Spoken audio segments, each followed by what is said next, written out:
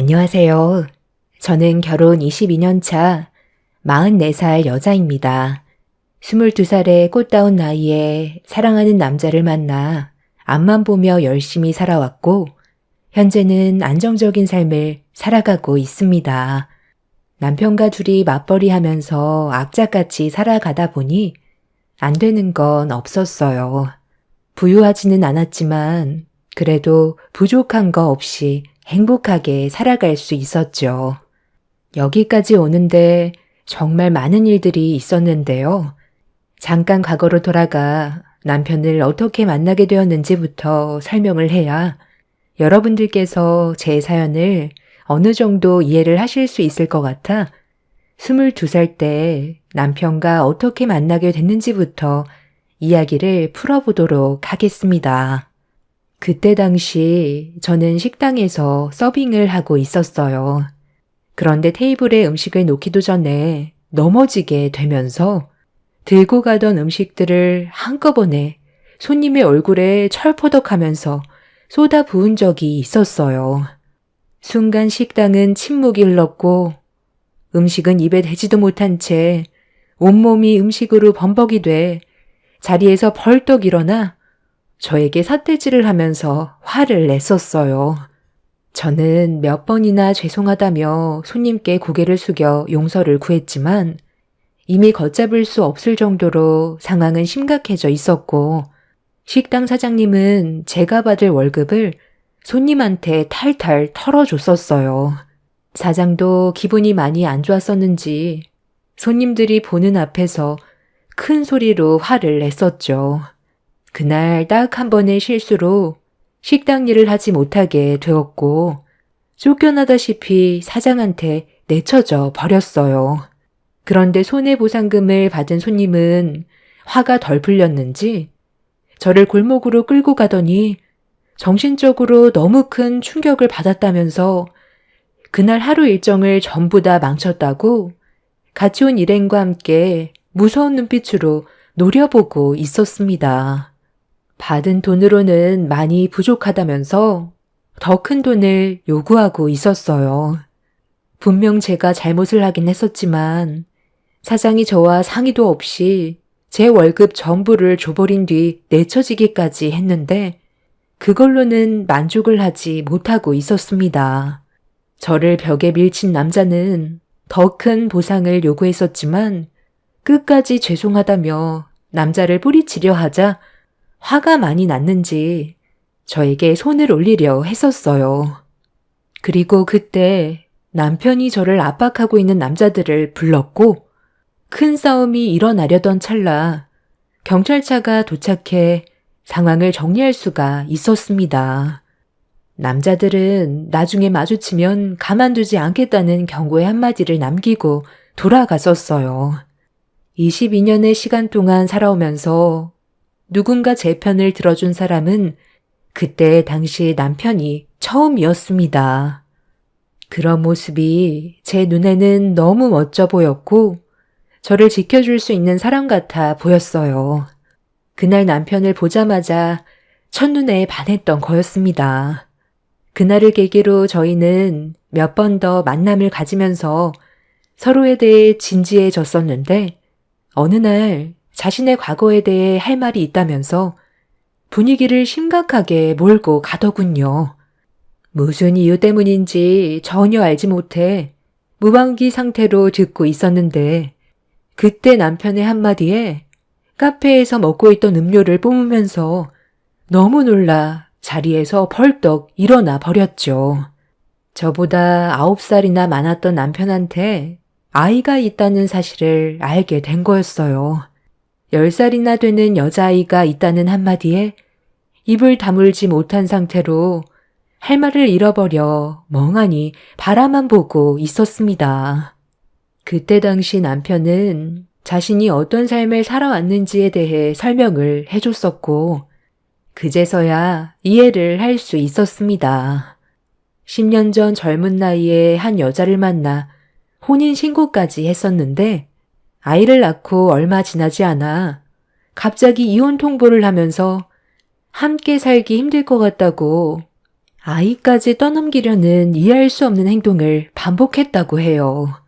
알고 보니 남편이 능력이 없어서 버는 돈이 생각했던 것보다 많이 적다는 거에 압박이 계속 생기게 되자 그런 삶을 살고 싶지 않다며 이혼을 강요했었고, 떠나간 마음 붙잡아봤자 소용이 없을 것 같아 결국 놔줄 수밖에 없었다는 말을 듣게 되었죠.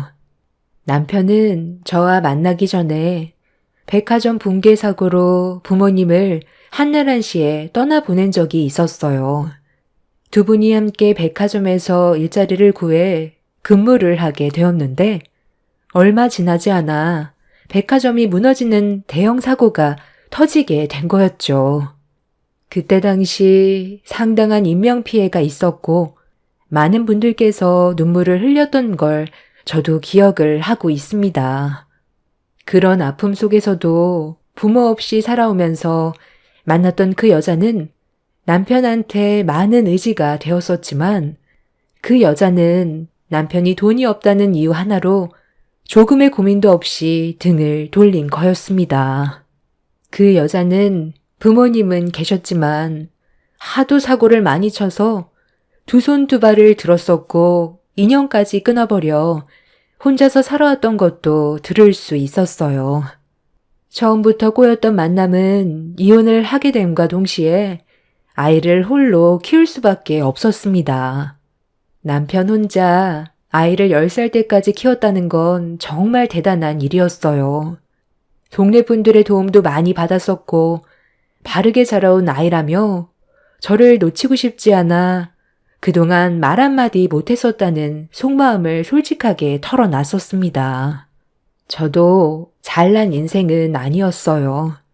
부모님의 손길 단 한 번도 느껴본 적 없이 이 험난한 세상에 태어나 보육원으로 바로 버려졌던 저는 그곳에서 원장님과 저를 보살펴 주시는 분들이 엄마이고 아빠였어요. 이런 삶을 살아온 제가 남편의 인생을 함부로 판단할 수는 없었어요. 누구나 완벽한 삶을 살아갈 수 없기 때문에 남편을 너무 사랑했던 저는 아이와 만남을 가지기로 결정하게 되었죠. 저처럼 엄마 품에서 사랑을 받으며 자라온 적 없었던 그 아이를 처음 봤을 때 그래도 주위 분들의 사랑을 받으며 자라와서 그런지 얼굴엔 그늘 없이 행복이 가득해 보였어요. 밝은 모습은 저에게 긍정적인 신호였고 그 아이도 저를 상당히 잘 따르는 모습에 22살밖에 안 됐던 제가 아이의 엄마가 되고 싶었습니다. 그렇게 남편과 밝은 미래를 꿈꾸며 열심히 살아왔었어요. 각기 다른 환경에서 살아왔었던 터라 서로 많은 것들을 희생하며 이해하고 배려하면서 앞만 보며 달려오다 보니 어느새 꽃다운 나이는 금세 지나가고 40대가 되어버렸던 거죠. 젊었을 때 식당 일을 하다가 친한 언니 소개로 파출부 일을 같이 하게 된 적이 있었는데 배운 게 도둑질이라고 40이 넘어서도 계속 이 일을 해왔었습니다. 그렇게 22살에 결혼해 파출부를 뛰며 남편과 열심히 돈 벌어 살다 보니 제 딸도 그런 노력을 보고 자라와서 그런지 공부에 전념하며 최선을 다해 노력한 끝에 제 딸이 그토록 원하던 서울법대를 졸업할 수 있었습니다. 그리고 사랑하는 남자가 생겼다는 것도 알 수 있었어요. 지금 만나는 남자가 검사라고? 언제부터 만났던 거니? 그동안 우리한테 말 한마디 한 적 없었잖아. 갑자기 결혼 생각까지 하고 있다니까 너무 당황스러운데? 아빠는 네가 좀 더 자리가 잡히고 안정적인 삶을 꾸려나갈 수 있을 때 결혼 생각을 해도 늦지 않을 것 같은데 결혼이라는 게 마냥 좋은 것만도 아니거든. 네가 그동안 하고 싶었던 많은 일들을 누리지 못하고 자유롭지 못한 삶을 살아가야 할 텐데 그래도 서둘러 결혼을 하고 싶은 거니? 그러다 아이까지 가지게 되면 힘들게 달려오면서 잃었던 모든 것들이 한순간에 무너질 수가 있는 거야. 아빠는 네가 생각 없이 행동한다는 말을 하는 게 아니야. 좀 더 신중할 필요가 있다는 거지. 굳이 결혼을 원한다면 말리진 않겠지만 아빠 엄마는 네가 좀 더 인생을 충분히 즐기고 나중에 해도 괜찮을 것 같아서 얘기해 주는 거야. 두 분이 걱정하시는 거 저도 잘 알고 있어요. 저도 엄마 아빠가 일하시는 거 옆에서 봤었고 얼마나 고생했는지 충분히 알고 있어요. 하지만 지금은 상황이 많이 달라졌어요. 지금도 충분히 안정적인 삶을 살아가고 있고 저 또한 한 살이라도 젊었을 때 가정을 꾸리고 싶어요. 그 사람 저한테 정말 잘해줘요. 같은 학교 선배였는데 후배들 격려차 몇 번 왔었고 그때 서로 좋은 감정으로 만나게 됐던 거예요. 제가 함부로 사람을 만나거나 하진 않잖아요. 조만간 인사시켜 드릴 테니 대화 정도 나눌 수 있는 시간은 만들어줄 수 있는 거죠? 두 분이 정말 아니라고 생각한다면 그때 저도 진지하게 다시 생각해 볼게요. 제 딸은 하루빨리 결혼해서 안정적인 가정을 꾸리고 싶어 했어요. 아이는 자리가 잡힌 이후에 천천히 가질 생각을 하고 있었습니다. 저희 부부는 너무 강하게 반대를 하는 것보단 딸의 의견을 존중해 주는 게 훨씬 지혜롭게 해결해 나갈 수 있는 방법인 것 같아 일단 제 딸과 결혼하겠다는 남자와 대화를 나눠본 뒤 다음을 생각해 보기로 결정을 하게 되었죠. 딸이 결혼 통보를 하게 된 이후 일도 손에 안 잡히고 남편도 걱정스러웠는지 잠까지 설쳐가면서 불안한 모습을 계속 비쳤습니다. 그렇게 시간은 흘러 약속된 날짜가 다가왔고 제 딸과 함께 저희 집에 인사 온 남자와 얼굴을 마주한 순간 제가 생각했던 걱정과는 달리 상당히 좋은 성품을 가지고 있는 남자였어요.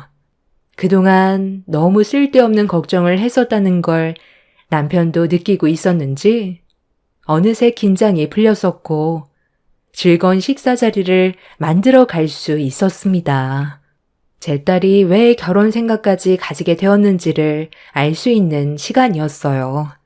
검사의 직업을 가지고 있는 사람들의 경우 대부분 차갑고 딱딱한 인상을 가지고 있을 줄 알았는데 정반대의 성격을 가지고 있었습니다. 상당히 예의 바른 모습과 제 딸을 진심으로 사랑하고 있다는 걸 많이 느낄 수 있을 만큼 제 딸에 대한 많은 배려와 저희 부부가 가지고 있던 걱정들을 한순간에 없애주었어요.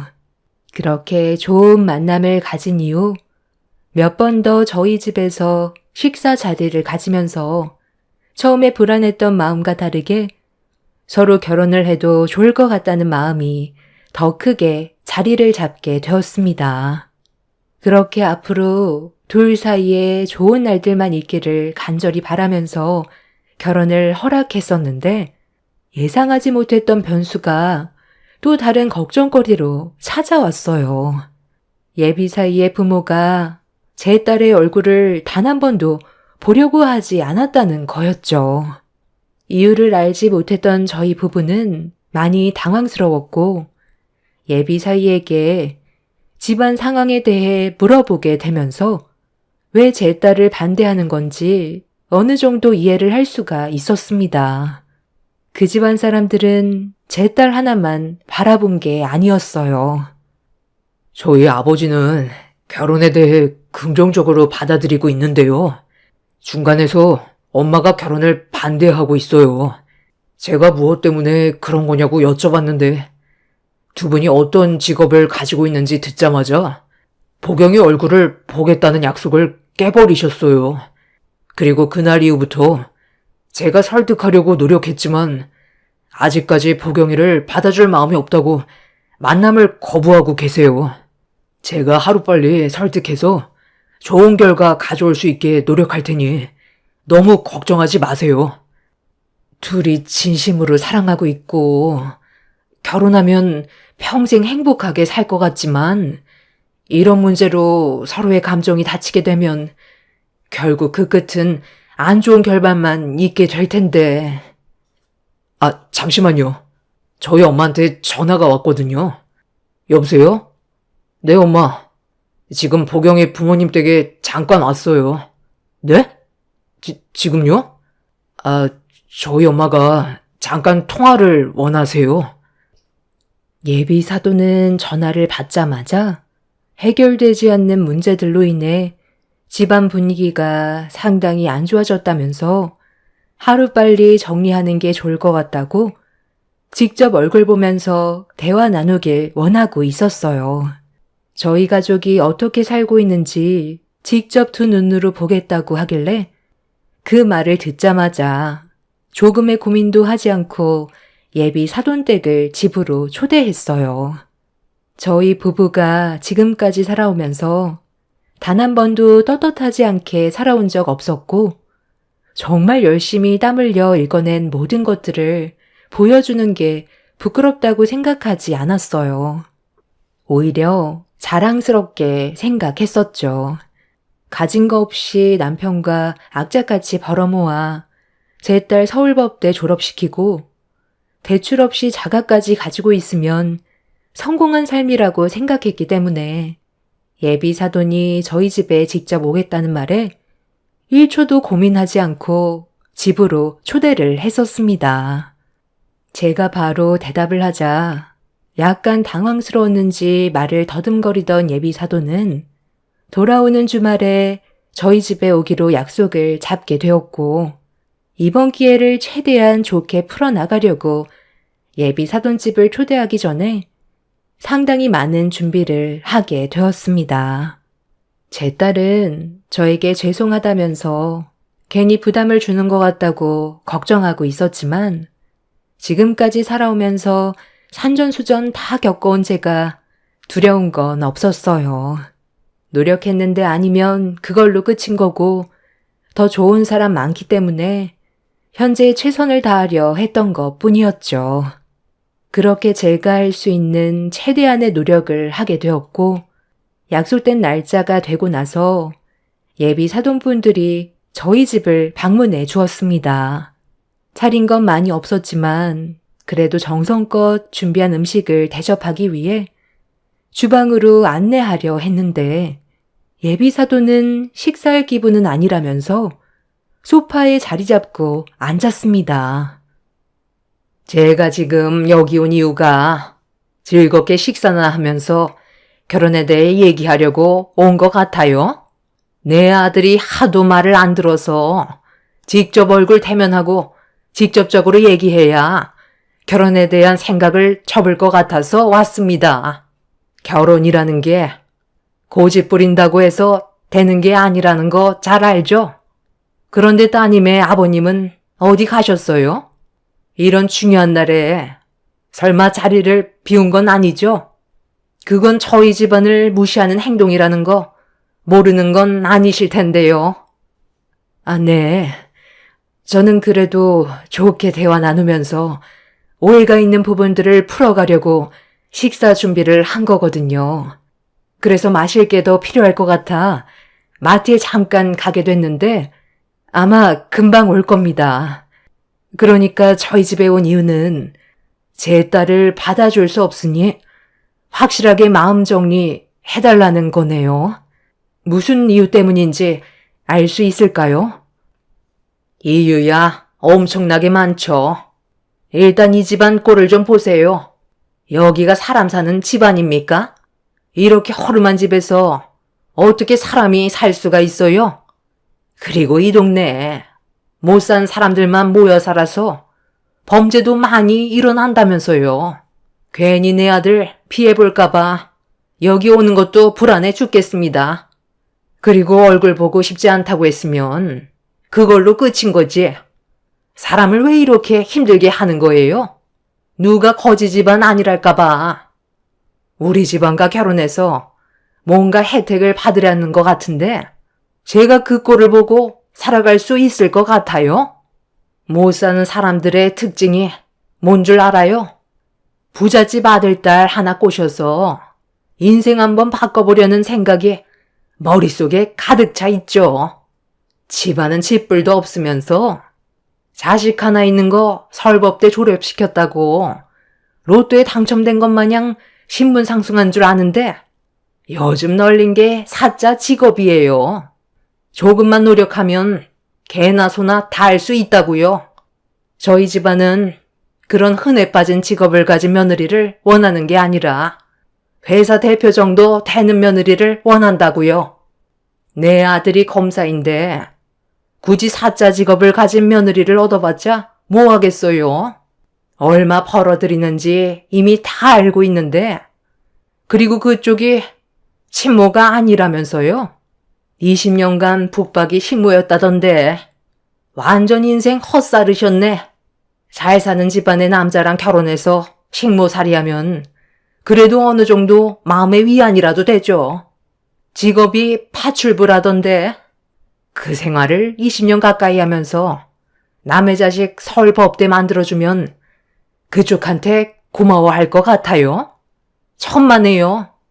힘들게 키워봤자 결국 피 한 방울 안 섞인 남의 자식 자기 부모 찾아가는 게 순리라고요. 핏줄이 끌리는 건 어쩔 수 없거든요. 나보다 한참 어려 보이니까 인생 선배로서 얘기하는데 그쪽이 생각하는 것처럼 인생이 호락호락한 거 아니에요. 그쪽 딸이 겉으론 친엄마인 척 잘 따르는 것 같아 보여도 속으로는 어떻게 생각하고 있는지는 아무도 모른다고요. 제가 지금 우리 집안과 이루어질 수 없는 몇 가지 이유를 대충 설명해 줬는데 더 꺼내 볼까요? 대충 알아들었으면 이제 그만 일어나고요. 그쪽이 저희 집안을 어떻게 생각하는지 그건 본인 자유지만 저희 가족은 지금까지 살아오면서 단 한 번도 서로에 대해 의심한 적 없고 저는 제 딸을 단 한 번도 남의 자식이라고 생각해 본 적 손톱만큼도 없습니다. 그쪽이 얼마나 잘 사는 집안인지는 모르겠지만 하나 분명한 건 저보다 인생을 헛살았다는 건 알 수 있겠네요. 재력이 많은 사람들은 그래도 마음이 넓고 사람을 대하는 부분에서 남들보다 더 여유가 넘칠 줄 알았는데 모에 쫓기는 사람처럼 서둘러 해결하려는 모습이 참 안타깝게 느껴지네요. 결혼이야 둘만 좋아서 할 수 있는 건 아니니까 저희 집안도 어떤 입장인지 충분히 알아들었으니 이제 그만 돌아가 주시죠. 엄마, 아까랑 말이 틀리잖아요. 그래도 좋게 대화로 풀어나가면서 긍정적으로 봐주신다고 했잖아요. 오자마자 이게 지금 뭐 하자는 거예요? 내가 결혼 반대하려고 가는 거라고 얘기하면 네가 나를 여기까지 데리고 왔겠니? 예, 너도 넘볼 걸 넘봐야지. 감히 예지중지 키운 내 아들을 데려가려고? 완전 도둑이 따로 없구만. 오늘 이 시간 이후로 2번 다시 내 아들 앞에 얼씬거리지도 마라. 한 번만 더 내 아들 주위를 맴도는 거 보이면 그땐 가만 안 둬. 저를 며느리로 받아주지 않겠다는 건 충분히 잘 알겠는데요. 방금 저희 엄마한테 뭐라고 했어요? 그래요. 저희 엄마 20년 차 북박이 식모예요. 젊은 나이에 저희 아빠 만나서 사랑 하나로 여기까지 앞만 보며 달려왔어요. 저를 위해 식모처럼 정말 모든 걸 희생하며 살아오셨는데 그쪽이 우리 엄마를 얼마나 안다고 함부로 판단하고 마음에 상처를 주는 거죠? 어떻게 도일 선배가 당신 뱃속에서 태어나 바르게 자라왔는지 저는 그게 더 신기하네요. 저도 이런 식의 대우받으면서 결혼하고 싶은 마음 없습니다. 선배, 미안해. 다른 건 내가 다 참을 수 있어도 우리 집안 욕하는 건 도저히 못 참아. 여기에서 우리 끝내자. 엄마, 정말 이런 식으로 할 거예요? 우리 집안도 별반 다를 거 없잖아요. 왜 이렇게 고집 부리는 건데요? 제가 진심으로 사랑한 사람과 결혼하고 싶다고 몇 번이나 말씀드렸는데 이렇게 반대하면 제가 앞으로 엄마 얼굴 볼 것 같아요? 아버지도 무슨 말 좀 해주세요. 이대로 끝낼 수 없다고요. 당신이 마음을 조금만 내려놓으면 안 돼? 둘이 진심으로 사랑하고 있다는 거 모르는 거 아니잖아. 요즘 바르게 자라온 여자가 얼마나 될 것 같아? 세상이 험해서 예전처럼 정숙한 여자를 찾기란 정말 쉽지 않다는 거 당신도 잘 알면서 이런 참한 며느리 걷어찰 거야? 이건 당신이 이해를 해줘야 되는 거라고. 뭘 이해를 해? 나는 내 아들이 고생하는 거 조금도 보고 싶지 않아. 이런 집안간 애가 왜 사돈지간을 맺어야 되는 건데? 당신이 말하는 그런 좋은 여자, 이 세상 천지에 깔려 있어. 우리 집안보다 훨씬 재력 좋은 집안에 장가 보낼 거니까 당신도 이제 그만해. 할 말 다 끝났으니 먼저 일어나 보겠습니다. 어이구, 제가 좀 늦었습니다. 벌써 대화를 시작하셨나 봐요.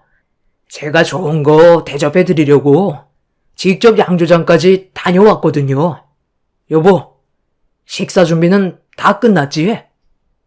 남편이 양손 가득 양조장에서 직접 사가지고 온 막걸리를 들고 들어왔는데 좀 전까지 어떤 일이 있었는지 전혀 모르고 있던 남편은 분위기를 보더니 뒤늦게 상황 파악을 하기 시작했어요. 그런데 저희 남편의 얼굴을 보던 예비 안사돈이 못 볼 걸 본 것 마냥 급하게 얼굴을 숨기면서 서둘러 밖으로 나가려 하길래 예비 사돈 어른이 나가지 못하게 붙잡았고 그래도 인사는 제대로 하고 가라며 마지막 예의는 지키고 좋게 끝내자는 말을 하며 예비 안사돈의 몸을 돌리는 순간 남편은 양손에 들고 있던 막걸리를 바닥에 떨어뜨렸습니다. 그리고 뒤이어 뱉은 남편의 한마디는 저희 모두를 경악하게 만들었고 예비 사돈한테 너무 큰 상처를 받아 서러워 얼굴을 붉히고 있던 저 또한 너무 놀라 상황 파악을 하기 시작했고 사상 초유의 사건이 눈앞에 펼쳐지면서 분위기는 180도 바뀌게 되었어요. 당신이지? 내 얼굴을 똑바로 못 보고 시선을 피하는 걸 보니 당신 맞는 것 같은데 여기서 이렇게 만나게 될 거라곤 정말 상상도 못했는데 나이 먹어 얼굴이 약간 변하기는 했지만 옛날 모습 그대로네. 여보, 내가 당신한테 내 과거에 대해 얘기했었지? 저 사람이 나랑 처음 만났던 사람이야. 보경이 친모. 이렇게 만나게 될 거라곤 상상조차 하지 못했었는데 나랑 당신 딸 버리고 가더니 성공한 인생 살고 있었구나. 얼굴 숨긴다고 해서 달라지는 거 없으니까 이제 그만 앞으로 나오지. 뭐? 저 사람이 우리 보경이를 버리고 도망쳤던 그 여자라고? 어쩐지 얼굴이 어디서 많이 봤다 싶었는데 보경이랑 많이 닮아서 그런 느낌을 받았던 거네. 어떻게 이런 일이... 그럼 저는 처음부터 선배랑 만날 수 없는 사이였던 거예요? 그동안 어떤 분인지 정말 궁금했었는데 이런 삶을 살고 있었구나. 저를 버리고 지금까지 아주 잘 먹고 잘 살고 있었나 봐요. 단 한 번도 제 생각은 안 했었어요? 당신 뱃속에서 10달이나 있었는데 아무 감정도 없었냐고. 조용해. 듣고 싶지 않아. 언제적 일인데 과거를 들춰서 뭐 어쩌자는 거야? 나는 더 이상 할 말 없으니까 다들 나가자고. 더는 들을 필요 없어. 잠깐만요. 왜 들을 필요가 없어요? 자식이 있었다는 말을 한 적은 단 한 번도 없었잖아요. 아버지도 이 사실을 전혀 모르고 있었죠? 나도 지금 처음 듣게 된 사실이라 정말 너무 당황스럽긴 한데 아까부터 이 말 하고 싶었던 거 부부싸움 날까봐 안 하고 있었거든. 얘야, 우리 집안도 너랑 다를 거 없다. 이 사람이 내 아들을 배 아파 낳은 건 아니거든. 나랑 재혼한 사이고 내 아들을 그동안 친아들처럼 생각하며 키웠었다. 그래서 너를 많이 이해해 줄 줄 알았는데 정반대되는 상황들이 생겨서 솔직히 너무 서운하게 다가왔거든. 그리고 내가 모르는 과거가 있었다는 게 지금 어떻게 받아들여야 할지 모르겠네. 당신은 나한테 과거에 결혼은 했었지만 아이는 없다고 했었으면서 그동안 나를 속이면서 아무런 죄책감도 없었던 거야? 아니, 내가 숨길 생각은 없었는데 정신없이 살다 보니까 과거의 일을 잊고 살았던 것 뿐이야. 내 머릿속에서 완전히 지워버렸으니 말할 필요가 없었던 거지. 예비 사도는 많이 당황했는지 행설수설하면서 말을 제대로 이어나가지 못하고 있었습니다. 양가 집안 모두 충격에 빠져 있었고 정신적으로 제일 힘들어했던 건 제 딸이었어요. 눈앞에 친모가 나타났는데 눈빛엔 증오밖에 남아있지 않았습니다. 그리고 이런 사실을 지금까지 살아오면서 예비 사돈 어른한테 숨기고 있었다는 게 밝혀지게 되자 배신감 때문에 정신적 충격이 상당했는지 결혼 문제는 나중에 다시 얘기하자며 예비 사이를 데리고 먼저 밖으로 나갔습니다.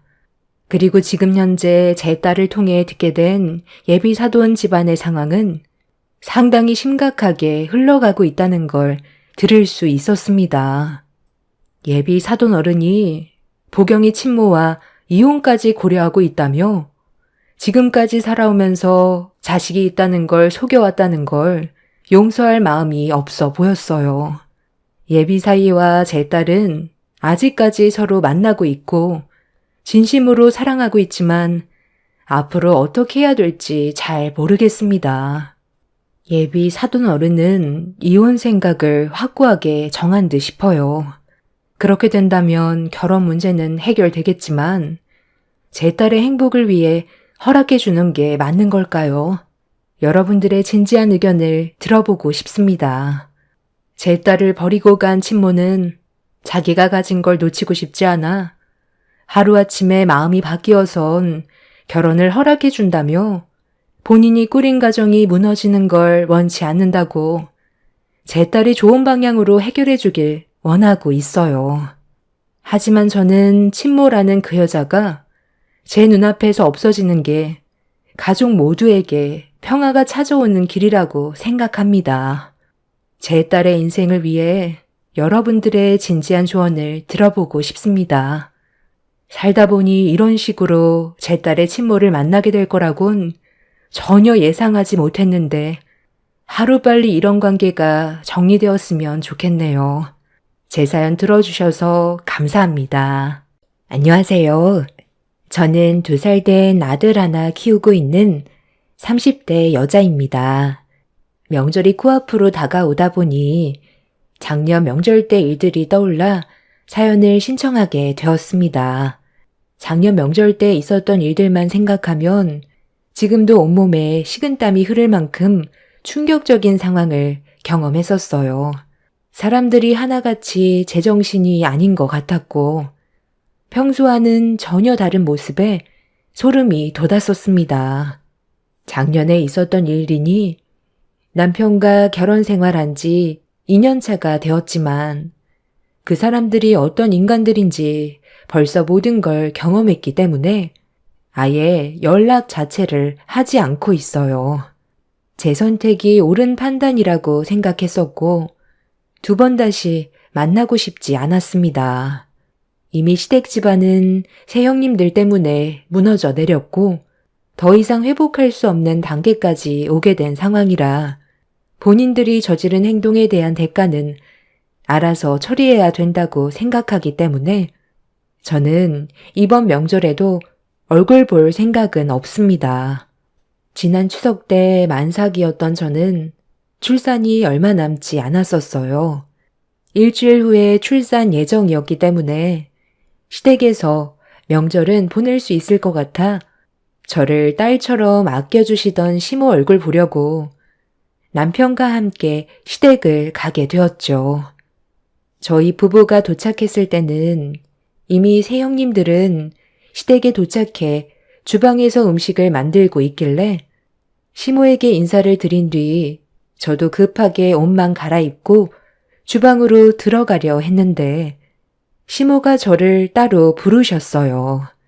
그리곤 거실 소파에 잠깐 앉아 있으라면서 음식 준비는 거의 다 끝났으니 주방에 들어가 일할 필요 없다면서 편히 쉬라고 했지만 주방에서 저를 바라보고 있던 세 형님들의 시선이 너무 따갑게 느껴졌었습니다. 만삭이라고 해서 누워만 있거나 쉬고 있으면 분명 안 좋은 시선으로 바라볼 것 같았는데 제 예상이 맞아떨어지던 상황이라 시모에게 주방에서 형님들과 함께 있는 게 좋을 것 같다고 말씀드린 뒤 주방으로 들어갔어요. 제가 형님들의 눈치를 보고 있다는 걸 시모도 느끼고 있었는지 뒤에서 묵묵히 지켜보고 계셨습니다. 만삭이라고 주방엔 발도 들일 것 같지 않더니 그래도 눈치가 보이긴 했나 봐. 아무리 아이를 가졌어도 해야 될 건 해야지. 동서는 체력이 좋아서 이 정도 음식 만드는 건 누워서 떡 먹기 아냐? 앞으로 드라마 좀 더 많이 봐야 되겠어. 우리가 주방일 하기 전에 막내 동서가 시댁에 먼저 와서 명절 음식을 만들어야 한다는 거 알지? 결혼 1년 차밖에 안 됐으니까 지금은 이해하지만 만약 다음 명절 때도 이런 식으로 행동하면 곤란해. 그때는 임신한 몸도 아닐 텐데 더 적극적으로 움직여야 싫은 소리 듣지 않게 될 거야. 앉아있는 것보단 서 있는 게 좋지 않겠어? 저기 싱크대 위에 야채 있으니까 그거 좀 손질해줘. 역시 형님은 마음이 참 넓은 것 같아요. 저였으면 바로 한마디 싸붙였을 텐데 상당히 침착하게 행동해서 좀 놀랐어요. 우리 집안의 미운 오리 새끼가 막내 동서인데 너무 감싸고 도는 것 같아 저는 기분이 좀 그렇네요. 솔직히 막내 서방님이 왜 동서랑 결혼했는지 이해가 안 돼요. 상식에서 너무 벗어난 행동이잖아요. 정말 그렇긴 하죠. 하필 데려와도 친정도 없이 혼자 살아온 동서가 어떤 삶을 살았는지 알지도 못하면서 무작정 결혼한다고 했을 때 얼굴 표정 보셨죠? 그때 정말 불편해 하셨었는데 서방님이 하도 애원하는 바람에 어쩔 수 없이 허락해 줬지만 결혼식 때 남들 시선 봤죠? 정말 안 좋았었잖아요. 그날만 생각하면 지금도 얼굴이 붉어진다니까요. 신랑 측엔 하객들이 꽉 차 있었는데 신부 측엔 사람이 20명도 안 됐었으니 그걸 봤을 때 사람들이 얼마나 수근거렸겠어요. 저도 이 결혼 막내 서방님한테 다시 생각해 보라고 했었는데 제 말은 코빼기도 듣지 않았잖아요. 서방님은 동서가 좋아서 결혼했다곤 하지만 그 피해는 오로지 저희 몫이잖아요. 눈치를 집에다 두고 온 건지 하나부터 10까지 간섭해야 되고 표정 관리도 못해서 얼굴에 불만이 그대로 나오고 앞으로 어느 장단에 맞춰야 할지 너무 막막해요. 형님들은 제가 마음에 안 드는 거 알고 있어요. 가족이 없으니 안 좋은 시선으로 바라볼 수는 있겠죠. 하지만 저 대충 살지 않았어요. 그동안 정말 열심히 살았고 남들한테 피해 안 주기 위해서 항상 노력했어요. 당연히 부족한 점들이 보이겠지만 그래도 형님들과 잘 지내고 싶어요. 서로 웃으면서 지내는 게 좋잖아요. 새 형님들은 제 말이 끝나자마자 굳어진 얼굴로 노려보고 있는데 기분이 정말 좋지 않았습니다. 각자의 삶이 다른 건데 본인들과는 제가 좀 더 다른 환경에서 자라왔다는 것 하나 때문에 차별을 두는 건 아닌 것 같아 저도 기분이 좀 안 좋았어요.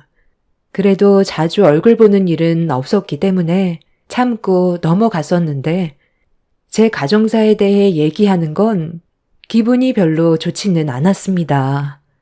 그렇게 새 형님들과 안 좋은 분위기 속에서 식재료를 다듬고 있었는데 갑자기 아랫배에 통증이 오기 시작했어요.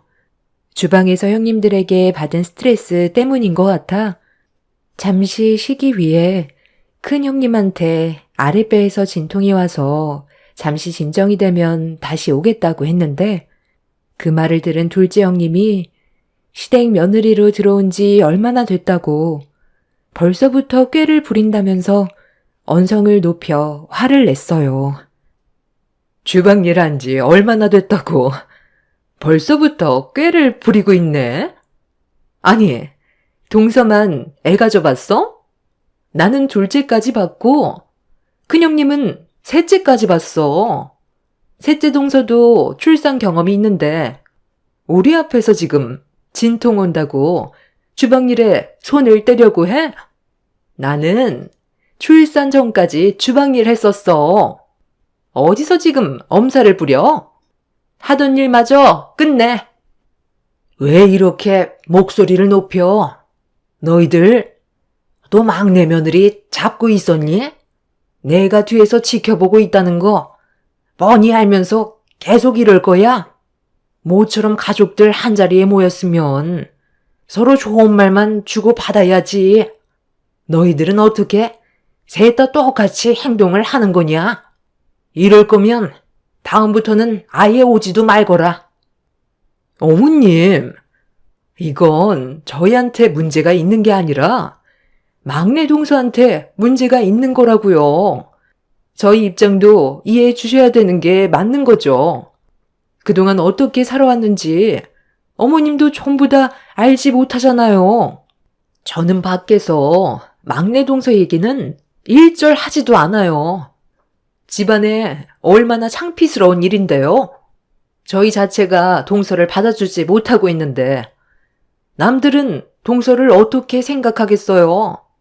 앞으로 이렇게 살아야 한다는 게 저희들은 너무 막막하고 답답해서 한 소리 했는데 저희가 잘못한 거예요? 어머님은 왜 막내 동서만 감싸고 도는데요? 그동안 저희한테 했던 것처럼 행동하세요. 어머님이야말로 막내 동서랑 저희를 차별하고 있는 거 아니에요? 앞으로 얼굴 안 봤으면 좋겠다고요? 아유, 그럼 저야 편하죠. 누군 명절날 주방에 틀어박혀서 기름 냄새 맡아가며 음식 만들고 싶은 줄 아세요? 정말 지긋지긋하다고요. 막내 며느리는 방에 들어가서 쉬어라. 출산이 코앞인데 무슨 주방일이야? 너희들이 이렇게까지 배려 없이 행동한다면 나도 더는 두고 볼 수는 없다. 어머머머, 저 만삭이었을 땐 아무 말도 하지 않고 주방일 시키셨으면서 아니 정말 너무하신 거 아니에요? 대놓고 차별하시면 안 그래도 미운 털 박힌 막내 동서를 더 안 좋게 바라볼 수밖에 없죠. 어머님이 이러시는 게 오히려 더 역효과라는 거 모르세요? 형님, 저희 이제 그만 주방일에 손 떼죠. 이런 대우 받아가면서 음식 만들 필요 없잖아요. 나는 뭐 너희들이 좋아서 며느리로 받아들였는지 알아? 부족한 것들이 보여도 서로 이해하고 한 가족의 구성원이 되기 위해 내 딴에도 노력 많이 했었다.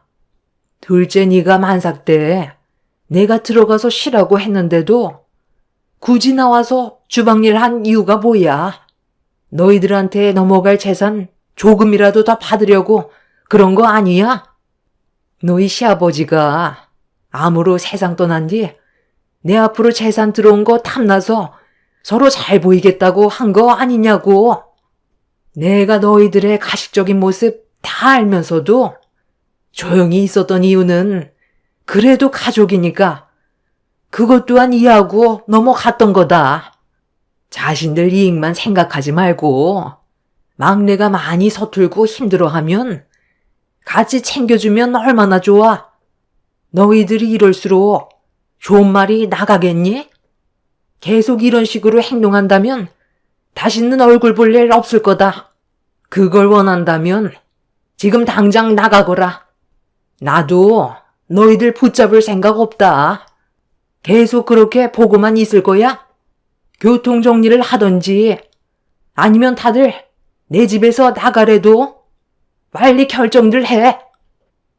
세 형님들은 시모에게 그동안 불만이 많이 쌓여 있었는지 얼굴을 붉히면서 대들기 시작했고 분위기가 점점 안 좋아지기 시작하자 아주버님들이 형님들을 데리고 각자 방으로 들어갔어요. 시모는 혈압이 오르셨는지 거실 소파에 주저앉아 호흡을 가다듬고 계셨습니다.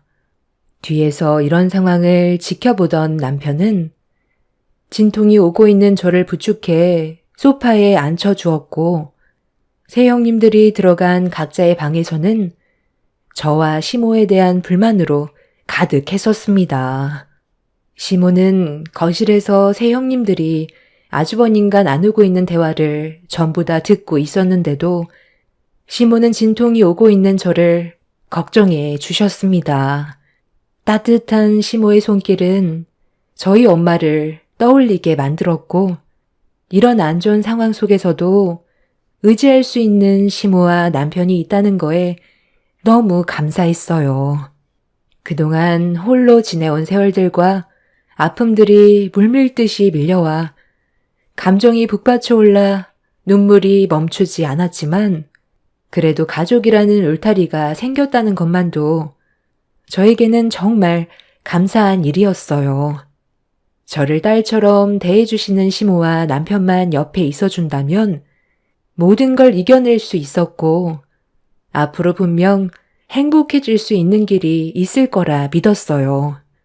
새 형님들과도 좋은 관계를 만들어 가기 위해 제가 좀 더 노력한다면 언젠간 집안이 화목해질 수 있을 거라 생각하며 시모와 남편에게 위로를 받고 있었는데 첫째 형님이 방문을 활짝 열더니 저에게 삿대질을 하면서 막말을 퍼붓기 시작했어요. 상당히 무서운 눈빛이었고 뒤이어 둘째, 셋째 형님도 말리는 아주버님을 뿌리치면서 저를 잡아먹을 듯이 화를 내고 있었습니다. 아무리 생각해봐도 아니 정말 이해할 수가 없어서요. 서방님은 도대체 왜 막내 동서와 결혼할 생각을 한 거예요? 세상에 널린 게 여자인데 왜 하필 그 많고 많은 여자들 중에 쟤를 선택한 거냐고요? 우리한테 무슨 불만이라도 있어서 그런 거예요? 화병이라도 나서 쓰러지길 바라는 거냐고요? 이건 정말 아니잖아요. 도대체 뭐가 아니라는 건데요? 제가 좋아서 이 사람과 결혼한 건데 형수님들이 왜 제 인생에 참견하는 거냐고요? 그러는 형수님들은 뭐가 그렇게 얼마나 잘났는데요? 세상에 널린 여자들 중 한 명인 아주 지극히 평범한 사람들이면서 반대하는 이유가 뭐예요? 우리 엄마 재산 문제 때문에 그러는 거예요? 생각하고 하는 짓들이 어떻게 셋 다 똑같을 수가 있어요? 형들도 지금 이 상황을 봐봐. 우리 엄마 힘들어하는 거 안 보여? 형들도 내가 잘못한 거라고 생각해? 이게 얼굴을 붉힐 정도로 심각한 일이냐고. 왜 사람을 차별하는 건데? 살아온 환경이 똑같을 수는 없는 거잖아. 그냥 한 사람으로서 봐주고 좋게 웃으면서 가족 구성원으로 받아들이면 우리 집안 정말 행복하게 잘 지낼 수 있는 문제야. 우리 엄마가 허락하셨는데 피 한 방울 안 섞인 형수님들이 왜 이 사람을 반대하는 거고 우리 집안에 분열을 주는 거냐고. 이 사람이 그렇게 꼴보기 싫으면 형수님들이 나가면 되잖아요. 얼굴 안 보고 살아도 되니까 다시는 우리 엄마 집에 얼굴 들이밀지 마세요. 형들도 이 문제에 대해 진지하게 생각하는 게 좋을 거야. 내가 언제 형수님들 싫다고 반대한 적 있었어? 형수님들이 어떤 사람들인지 형들이 더 잘 알지 않아? 이 정도밖에 안 되는 사람들인데 결혼 생활 유지하는 것도 참 대단하다. 내 말에 기분 상했다면 그만 집으로 돌아가던지. 나는 오늘 엄마랑 이 사람과 함께 저녁 식사하고 곧 출산 준비도 해야 해서 얼굴 붉히면서 있고 싶지 않으니까 우리 엄마 앞에서 개념 없이 행동하는 형수님들 계속 방치할 거면 그만 나가줬으면 좋겠어. 남편도 불만을 터뜨리면서 화를 내기 시작하자 아주버님들도 그런 남편의 말투가 마음에 들지 않았는지 형님들 편에 서서 저희 부부와 시모에게 상처되는 말들을 퍼부었습니다. 그렇게 집안은 한바탕 난리가 났고 분위기가 점점 심각해지자 예정된 일정보다 뱃속에 있는 아이가 일찍 세상 밖으로 나오려는지 진통이 점점 심각해졌어요. 뭔가 느낌이 좋지 않아 흥분한 남편과 시모를 붙잡으며 고통스러워하던 순간 갑자기 양수가 터지면서 엄청난 진통이 동반이 되었습니다. 그런데 남편과 시모는 예정보다 일찍 출산이 시작이 되자 서둘러 119에 전화해 도움을 요청했고 진통으로 인해 혼절 직전의 상황까지 오게 되자 시모가 방에서 급하게 이불을 가지고 나와 저를 바닥에 눕혔어요. 그런데 이런 심각한 상황 속에서 이 광경을 지켜본 세 형님들이 갑자기 저를 보며 웃어대고 있었습니다. 셋째 형님은 친정도 없는 게 병문안 누가 가냐면서 태어날 아이가 불쌍하다며 심각한 와중에 막말을 퍼붓는데 첫째, 둘째 형님도 셋째 형님의 말에 동조하면서 고통스러워하는 모습을 보며 웃고 있었어요. 진통으로 인해 일그러지는 얼굴이 너무 웃기게 생겼다면서 숨을 쉬지 못할 만큼 웃어대고 있었습니다. 시모는 그런 세 형님들의 행동에 화가 머리끝까지 올라왔는지 저를 살펴주시다가 자리에서 일어나 형님들의 얼굴에 차례대로 손을 올려 붙였어요. 지금 막내 며느리가 양수가 터져 위급한 상황인데 웃음이 나와? 너희들한테 문제가 생겼는데 내가 그 앞에서 웃으면 기분이 좋겠어? 어떻게 된 게 셋 다 똑같이 행동하는 거야? 도와주기는커녕 웃고 있어? 꼴보기 싫으니까 당장들 나가. 이 시간 이후로 내 앞에 나타나면 그땐 가만두지 않을 거다. 웃긴 걸 억지로 참을 수는 없잖아요. 막내 동서 얼굴 표정을 보세요. 저 모습을 보고도 어떻게 웃음이 안 나올 수가 있겠어요? 누군 뭐 애 안 낳아봤어요? 너무 오버하는 것 같으니까 웃음이 절로 나오는 걸 어떡해요? 저희도 앞으로 어머님 댁에 올 생각 없어요. 누구는 좋아서 온 줄 아세요?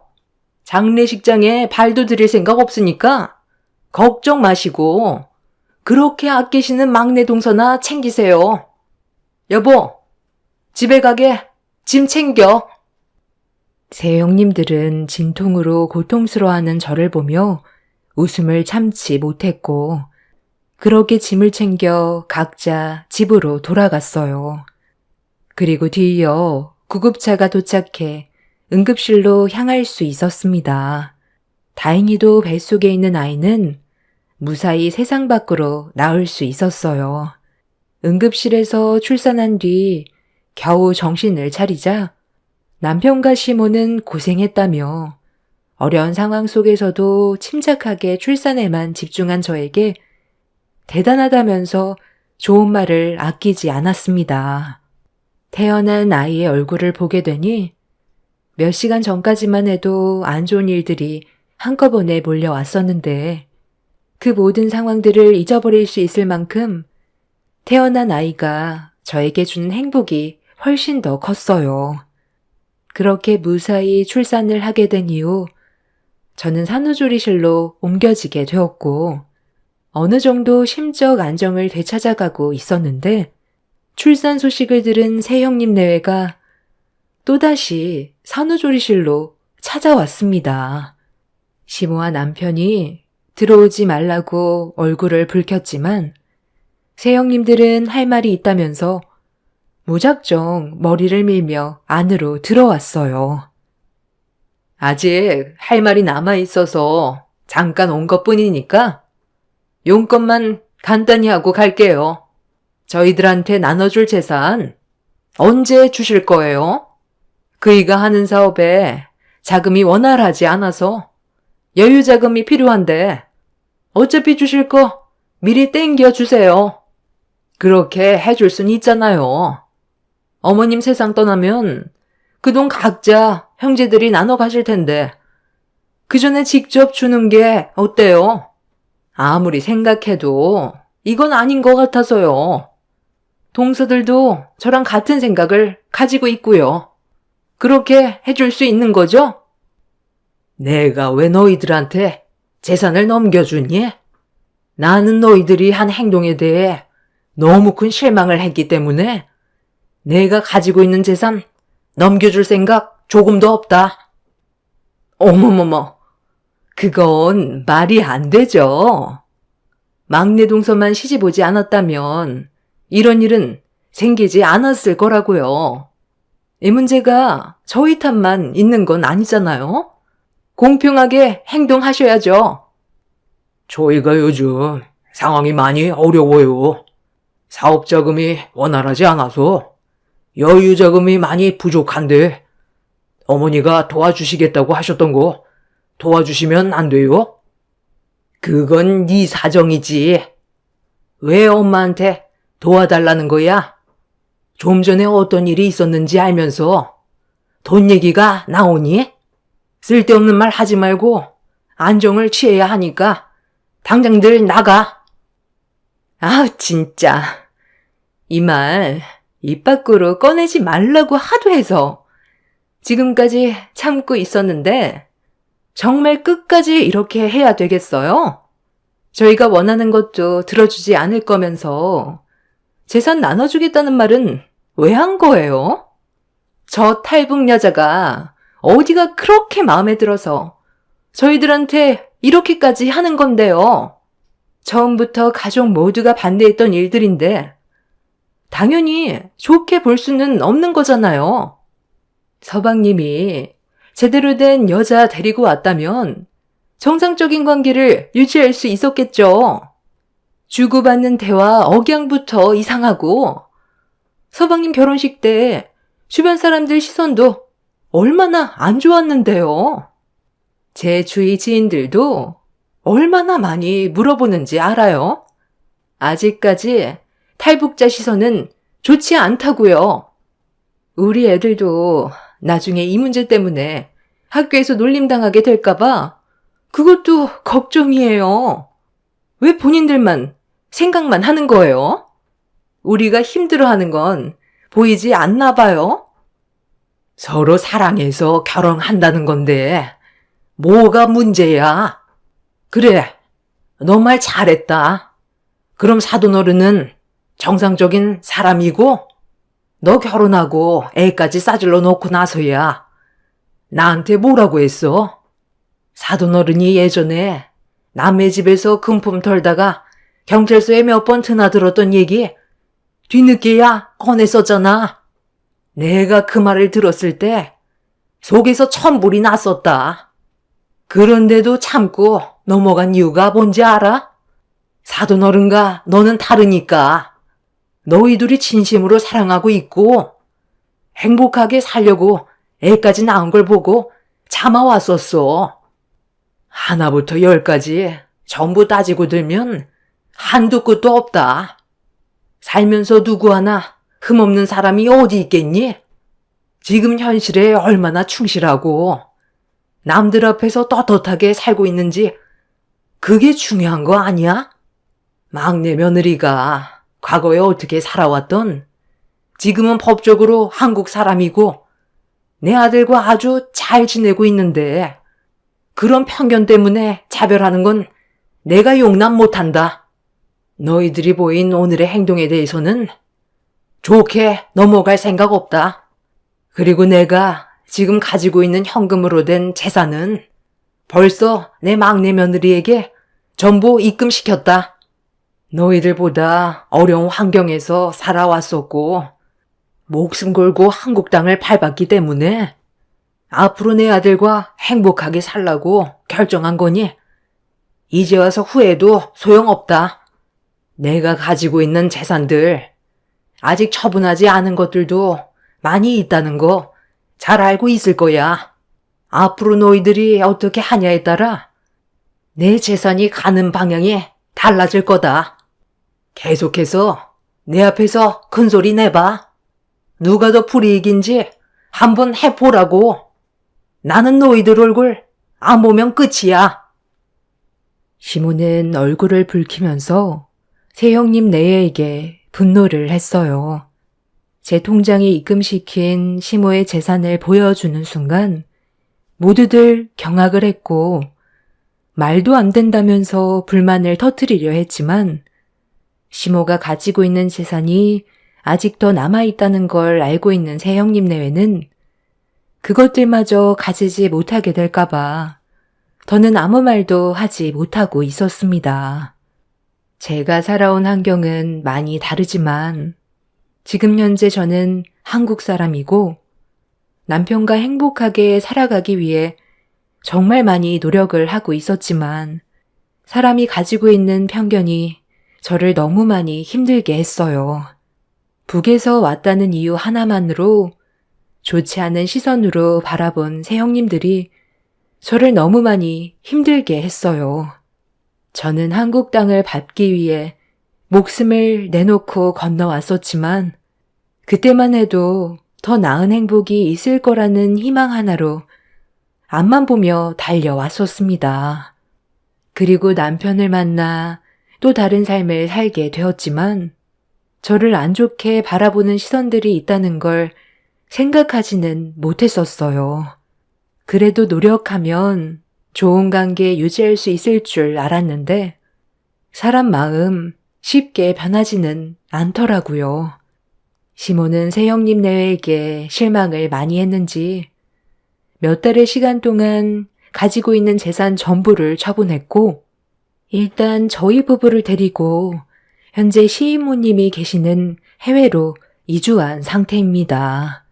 한국 땅을 밟고 있는 한 새형님 내외가 제 발목을 계속 잡을 것 같다고 생각하셨는지 시모는 엄청난 결정을 내리셨어요. 그렇게 지금 현재 다른 나라에서 남편과 시모와 자리 잡아 살아가고 있는 중이고 스트레스 받을 일이 없다 보니 심적으로 많이 안정이 되어 있습니다. 새형님 내외는 시모의 돌발 행동에 대해 전혀 상상하지 못해서 많이 당황하고 있을 겁니다. 뒤늦게 저희가 해외로 떠났다는 걸 알게 됐을 테고 그때는 이미 늦어버린 상황이라 땅을 치며 후회를 하고 있겠죠. 사람이 살면 얼마나 살겠어요. 길어봤자 80년 인생 서로 얼굴 붉히며 사는 것보단 그래도 웃으면서 사는 게 좋을 텐데 제가 북에서 왔다는 이유 하나만으로 저지른 행동들은 저에게 너무 큰 아픔을 남겨주었네요. 과거가 어찌되었든 현재가 중요하니 앞으로 남은 시간 이 세상에 태어난 제 아이와 그리고 저를 친달처럼 아껴주신 시모와 하나뿐인 남편과 행복한 삶을 살아가고 싶어요. 또 다른 시작이 펼쳐지고 있는 지금 이 시점에 한국 일자로 명절이 코앞이라 작년에 있었던 일들에 대해 몇 자 적어봤습니다. 이번 명절에 여러분들의 가정에는 평화와 행복이 가득하시길 바랍니다. 감사합니다. 안녕하세요. 저는 오늘 10년의 시간을 함께했던 시어머니에 대해 여러분들과 대화를 좀 나누고 싶어 사연을 신청하게 된 40대 중반 여자입니다. 사람이 나이가 들면 세상을 떠나야 된다는 건 불변 없는 당연한 이치겠지만 그 과정이 2번은 겪고 싶지 않을 만큼 정신적인 고통이 상당합니다. 사랑하는 사람이 세상을 떠나면 남아있는 사람은 추억을 먹고 산다고 하잖아요. 저 또한 시모가 떠나고 난 이후 지금까지 함께했던 좋은 추억들을 떠올리며 쳇바퀴처럼 반복되는 현실 속에 열심히 살아가고 있습니다. 시모가 돌아가신 지 벌써 2년의 시간이 흘렀는데 사연을 신청하게 된 건 시댁 집안에 남아있는 가족들 때문입니다. 철판도 두껍지 내칠 땐 언제고 이제 와서 저를 찾는 이유는 돈이었어요. 당연히 도와줄 필요가 없기 때문에 전부 돌려보냈지만 느낌이 좋지는 않습니다. 괜히 불이익을 당하게 될까봐 앞으로 어떻게 해야 할지 고민 중에 있어요. 시댁 집안이 처음부터 문제가 있던 건 아니었어요. 시모의 건강이 악화가 되면서부터 집안의 균열이 무너지기 시작했습니다. 누군가 시모를 살펴드려야 할 상황이었는데 다들 바쁘다는 핑계로 함께 지내는 걸 거부했었어요. 장남인 남편이 싫다고 하자 밑에 줄줄이 둘째, 셋째 신우 또한 시모를 받아주려 하지 않았습니다. 집안의 가장인 남편이 당연히 시모를 보살펴 드려야 하는 게 맞는 건데 함께 지내는 게 불편하다는 이유로 신우들한테 떠밀듯 시모를 보내려 하고 있었습니다. 그래서 남편의 행동을 이해할 수 없어 한마디 할 수밖에 없었어요. 당신이 뭔 상관이야? 괜히 쓸데없이 나서지 말고 가만히 있어. 이게 지금 얼마나 피곤한 일인지 알아? 동생들이 알아서 하게 놔두면 된다니까. 어떻게 모른 척 할 수가 있어. 어머님이 어떤 상태인지 뻔히 알면서 지금 그런 말이 나와? 췌장암에 암세포가 간에까지 전이가 된 상황인데 걱정도 안 되는 거냐고. 곧 병원 치료 받을 건데 우리 집에 있을 필요는 없잖아. 병실 입원할 때까지 동생들한테 봐달라고 했으니까 걱정 안 해도 된다니까. 당신 5년 전에 아버님 돌아가셨을 때 뭐라고 그랬어? 어머님 몸 건강히 잘 보살펴 드린다고 걱정하지 말라면서 약속하지 않았어? 아버님은 당신을 믿고 편하게 눈을 감으셨는데 지금 하는 짓을 봐봐. 집안의 장남이라는 사람이 금전적으로 도움이 필요할 때만 어머님한테 찾아가서 돈만 뜯어냈지. 건강은 어떠신지 조금도 관심 가지려 하지 않았잖아. 어머님이 여태 얼마나 애지중지 손주들까지 돌봐주셨어. 그거 알면 이렇게 냉정하게 못하지.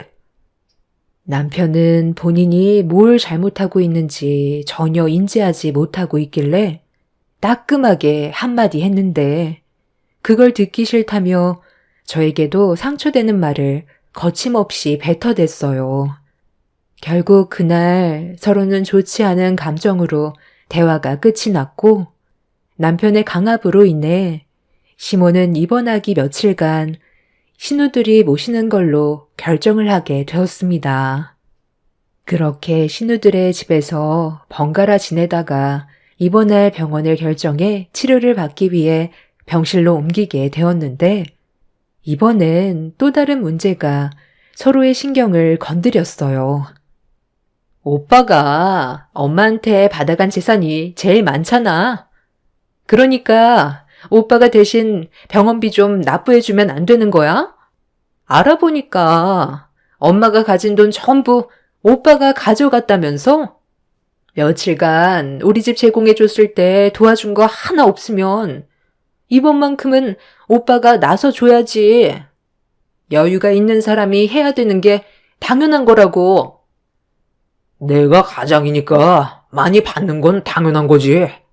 그리고 지금 상당히 어이없는 게 뭔 줄 알아? 네가 나한테 꼭 한 푼도 안 받은 사람처럼 말한다는 거야. 재산 나눠 가질 때 누가 제일 심하게 난리를 쳤더라. 네가 어떻게 해서든 좀 더 많이 가져가려고 한바탕 소란을 피웠었잖아. 그때 기억 안 나? 아버지는 너희들 재산 똑같이 나눠주려 했는데 네가 둘째라고 좀 더 가져가야 한다며 아버지한테 온갖 상처 다 준 뒤 귀엽고 좀 더 뜯어가지 않았어? 받을 만큼 받아갔으면 군소리 하지 말고 어머니 임종날까지 옆이나 지켜줘. 나 이번에 개업한 식당에 모든 걸 다 걸었던 거 알고 있지? 망하게 된다면 길거리 나앉게 된다고. 차라리 오빠 식당 망했으면 좋겠네. 말만 장남이지. 집안을 위해서 하는 거 하나 없잖아. 그러니까 당연히 망해야지. 도와주지 않을 거면 나타나지도 마. 네가 원한다면 그렇게 해줄 수 있어. 나는 뭐 저 노인네 얼굴 보고 싶은 줄 알아? 낳아준 뿐이니까 그래도 할 도리 하려고 자리 지키고 있는 거야. 당신 정말 정신 나갔어? 나중에 후회할 일 만들고 싶어? 좀 작게 얘기해. 어머님 다 들으시겠다고. 이번엔 당신 양보해서 병원비 좀 더 내드려. 삼남매는 췌장암으로 고생하고 있는 시모를 서로 살펴주지 않겠다며 계속 미루는데 정말 기분이 좋지 않더라고요. 본인들이 원할 때만 시모를 찾고 정작 도움이 필요할 때는 내치려는 행동들이 저를 더욱더 화나게 만들었어요. 그래서 이건 아닌 것 같다고 남편과 신우들에게 화를 내면서 할 도리는 지키라고 얘기했는데 이미 제 말은 들어줄 생각도 하지 않았어요. 결국 아무것도 해결되지 않은 상태에서 집으로 돌아오자마자 남편과 그날 대판 싸우게 되었습니다. 당신을 낳아준 엄마인데 정없이 계속 행동할 거야? 아까 어머님이 듣지 못하신 것 같지만 전부 다 느끼고 있을 거라고. 도대체 뭐가 문제야? 어머님이 불쌍하지도 않아? 그래도 자식들이라고 도움이 필요하다며 손 내밀었을 때 조금이라도 고민한 적 있으셨어? 간이며 쓸개며 전부 다 빼주셨는데 정작 당신은 한다는 소리가 귀찮고 힘들어서 돈 많이 나가니까 낳아주신 엄마를 버려버리겠다고? 나중에 우리 아들이 당신 몸에 병이 들어서 누워만 있고 도움이 필요할 때 모른 척하면 기분이 어떻겠어? 반대로 생각해 보라고. 이런 식으로 행동하는 거 안 보는 것 같아도 다 보고 배운다고. 그래서 뭐 어쩌라는 거야? 내가 싫고 동생들도 싫다잖아. 그럼 당신이 옆에서 살펴주던지. 나는 더는 볼 필요 없어. 가진 게 있어야 부모인 거지. 이제 빈 껍데기밖에 안 남았는데 더 이상 받아먹을 것도 없잖아. 돈 그거 얼마 되지도 않는 거 나눠주면 뭐해? 병 걸려서 살아보겠다고 입원해버리면 다시 우리한테 준 돈 토해내라는 거잖아. 췌장암 진단 받았을 때 내 가슴이 철렁 내려앉더라. 엄마가 아파서 걱정이 되는 게 아닌 앞으로 돈 나갈 생각하니까 그것 때문에 짜증이 올라왔었다고. 그래서 내가 보험 하나 들어두라는 거 그 돈도 아끼겠다고 했다가 결국 이거 봐봐.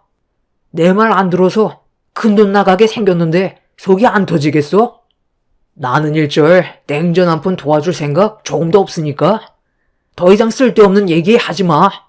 식당 오픈해서 바빠 죽겠는데 나보고 엄마 병수발까지 들라고? 나중에 후회하지 마. 어머님 세상 떠나고 나면 보고 싶어도 더는 얼굴 볼 수 없어. 우리 가족한테 얼마나 잘해주셨는데 당신이 이러는 거 죄를 짓는 거라고. 네가 못해드리는 거 생각나서 그러는 거 아니야? 장인 장모님 한날 한시에 세상 떠나서 더는 얼굴 볼 수도 없으니까 그것 때문에 나한테 그러는 거 아니냐고. 남편은 제가 어떤 아픔을 겪고 있는지 알면서 절대 해선 안 될 말을 입 밖으로 꺼냈어요. 예전에 남편과 결혼식을 올리자마자 부모님께서 집으로 돌아가시는 길에 사고를 당하셔서 한동안 몇 년간 정말 힘들었었어요. 마음의 준비도 없이 너무 갑작스럽게 세상을 떠나시는 바람에 충격에서 벗어나지 못하고 있었는데 그때 당시 제 아픔을 어루만져 주신 분이 시부모님이셨어요. 잘해드린 건 하나도 생각이 안 나고 못해드린 것만 머릿속에 남아 힘겨워하고 있었을 때 제 옆에서 위로를 해주신 시부모님 덕분에 겨우 이겨낼 수 있었습니다.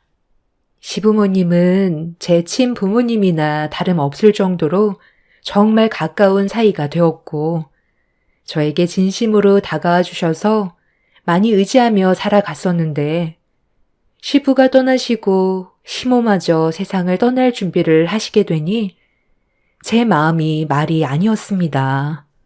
그런데 집안의 장남이라는 놈은 자기를 낳아준 엄마를 귀찮아하고 심스럽게만 생각하는 그런 행동들이 저를 너무 실망스럽게 만들었어요. 당연히 좋은 말이 나갈 수 없게 되면서 부부 관계에도 금이 가기 시작했습니다.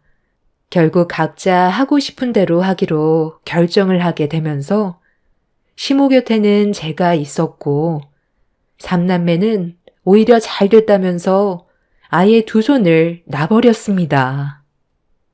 괜찮다. 자식이라는 게 원래 다 그래. 평생을 퍼줘도 모자란다고 끝도 없이 바라는 게 자식이다.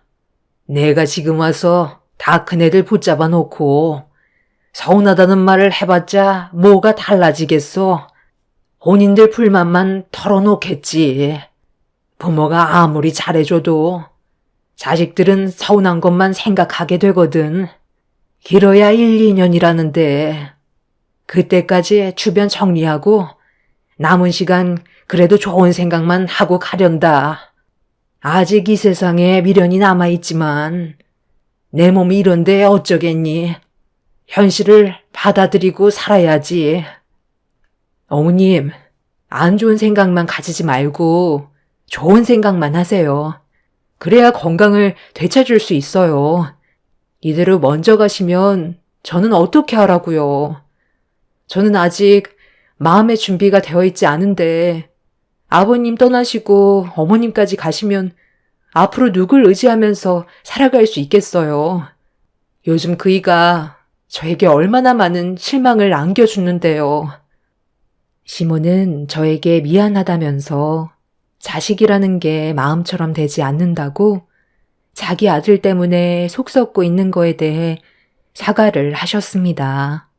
저는 그런 말을 들으려고 했던 게 아니었는데 시모는 자식 잘못 키운 건 부모 잘못이라면서 앞으로 제가 남편과 함께 살아가는데 어려움이 많이 겪게 될까봐 걱정을 하셨습니다. 암은 스트레스가 제일 좋지 않다고 들었는데 시모도 삼남매 때문에 상당히 힘들어하고 있었습니다. 삼남매는 억지로 서로 돈을 쪼개서 시모의 치료비를 지원했지만 그마저도 얼마 가지 못해 더는 못 내겠다며 막내 신우가 들고 일어서자 둘째 신우도 치료비가 너무 부담스럽다면서 더는 못하겠다고 등을 돌려 버렸어요. 그러자 남편이 버럭 화를 내더니 혼자서 모든 걸 감당할 수 없다며 또다시 집안 싸움이 시작이 되었습니다. 신우들도 결혼을 해서 아이를 낳고 키우다 보니 금전적으로 부담을 느낄 수 있는 건 당연한 거지만 그래도 다들 먹고 살 만큼 충분히 벌고 있으면서 너무 싫은 내색을 한다는 게 제 기분을 안 좋게 만들었어요.